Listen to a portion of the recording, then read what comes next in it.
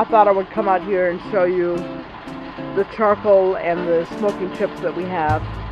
We have quite a bit of charcoal. We usually get it on sale at Home Depot or Lowe's. When they have it on sale, they have 2 bags for $9. It's normally $20 for the 2 bags, but when they have it on sale for $9, we usually get it when it's on sale. So we have quite a few bags. We have about 2, 4, 6, 7 bags of charcoal right now. We smoke a lot in the summertime, and even in the winter we still smoke because we love to do it so much, and we use the smoker quite frequently, and we have a lot of smoking chips as well. But if you have a lot of things like that on hand, once you start smoking and smoking your meats, you'll find that you actually love to do it, so you'll want to have a lot of this stuff on hand. These are different smoking chips that you could use with your fire for your smoking.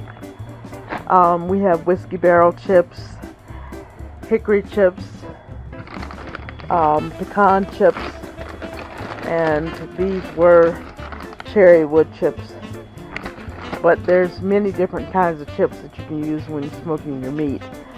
Today we're going to use whiskey barrel chips because we're doing pulled pork, and we want the whiskey barrel flavor of the whiskey barrel chips with our smoking. So we're using whiskey barrel chips today, but you can use any kind of chips.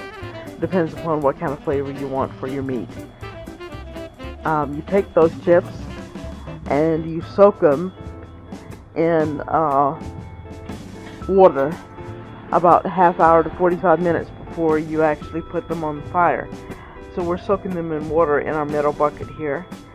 You soak them in water 45 minutes or 30 to 45 minutes before you need to put them on the fire, and I'll show you how to put them on the fire in just a minute. Okay, now we're making the packets for our smoke.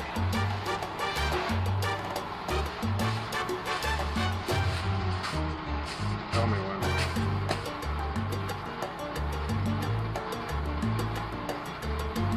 We're taking the wood chips that have been soaked in the bucket, and we're putting them in aluminum foil packets.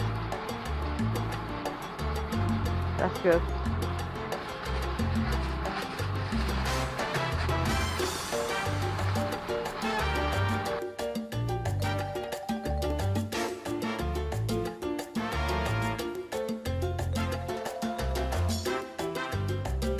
Here, let me make that. That's what we did last time. What are you talking about? Okay, here. Basically, we're going to be smoking a pork butt this morning. We have the charcoal on one side of the grill, so we can put the meat on the other side of the grill. You're stacking it on one side. You want to make sure you have ample charcoal, so you're like using half the bag on one side of the grill. We use Kingsford Charcoal because it's fast starting and it lasts longer. And this kind of grill that we have is a Master Forge. It has a temperature gauge right on the grill, so you can actually watch your temperature and you know where your temperature is going to be. That makes it convenient. It also has a smoking spout on it, so the smoke can come out and escape. It also has a drawer in the front so that you can control the fire underneath without lifting the lid. It's got a smoking drawer right there in the front. That's the drawer. And it's got an aerator on the bottom, so you can actually control the amount of air that goes in and out of your fire. So that's the kind of smoker that you should look for if you can find that kind. Let me step back from it for a minute and let's show you how big it is. That's how big it is. That's the best kind for you. If you can find a rectangular smoker, those are the best kind. The round kind are not very good. We've had those in the past and they don't smoke as well. A rectangular smoker is the best kind that you can find. And like I said, this one is a Master Forge. So if you could find a master forge, it would be better for you. But we're just getting ready now to let the fire finish getting the coals white. When the coals get white and the temperature is around 400 degrees, then we can put our meat on.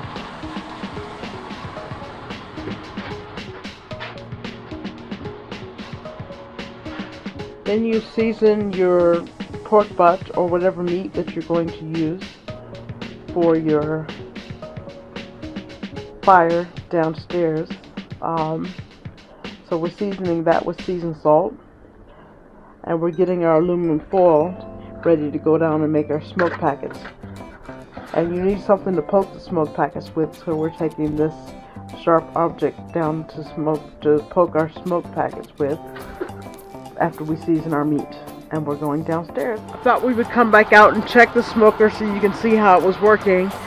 And as you can see, it's smoking up a storm. This is like a half hour after we put it on, and it's smoking like it should. All the smoke is coming out of the smoker on the top, and it's coming out of the aerator holes on the bottom, which I think I'm going to close actually, because I don't want it to come out too quickly. And it's actually gone down to about 300 degrees, which is fine. Between 300 and 400 degrees is what you want the smoker to be, because you want it to cook low and slow. So 300 and 400 degrees is actually fine. That's why I'm closing the holes on the bottom. But it's smoking exactly the way that you want it to smoke.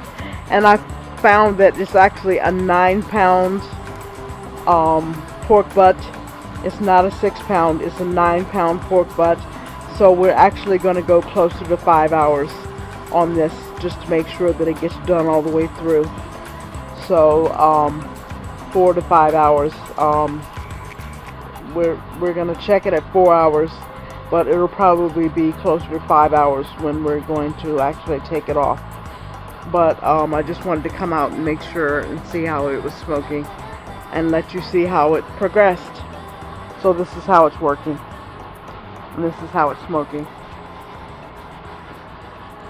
So we'll check on the progress as it goes. Thanks. We see it's at 400 degrees, and we're going to have it cooked for 4 hours, 4 to 5 hours at 400 degrees. That's about a 6-pound pork butt. That's going to give us pulled pork after we cook it for 4 to 5 hours at 400 degrees. And that 2 packets of smoked chips should smoke it for that amount of time. It should give us full smoke for that 4 to 5 hour period. And that's all you do. You just never open that lid in that 4 to 5 hour period, and you'll have good smoked meat. And that's all you do. So we'll look at it again at the end of the 4 to 5 hour period. We didn't let it go 5 hours. I'm just going to check it at 4 hours. It's come down to about 300 degrees, maybe 250 actually. And we're just going to check it at this point to see if it's done. And it's ready. This was a 9-pound pork butt, and it's absolutely perfect. It's a mahogany color. You can tell that it's done because it's got clear juices on the top.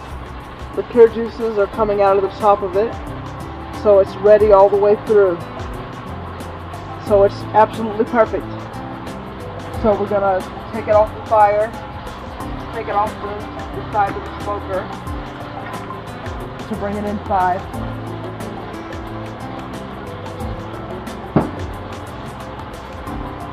It's absolutely perfect. Beautiful. That's how you smoke a pork butt.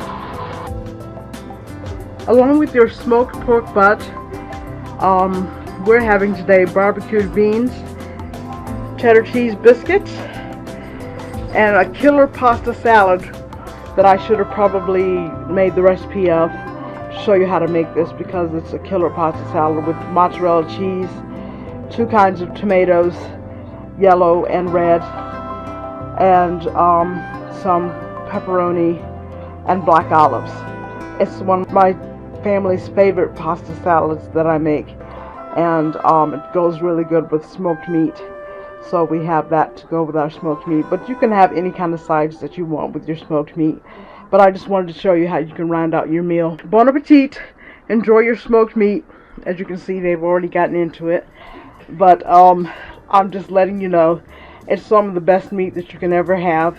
It's smoked meat that you have smoked yourself out on your own smoker. So enjoy your smoked meat and enjoy the experience of being able to smoke meats with your family. Bye-bye now.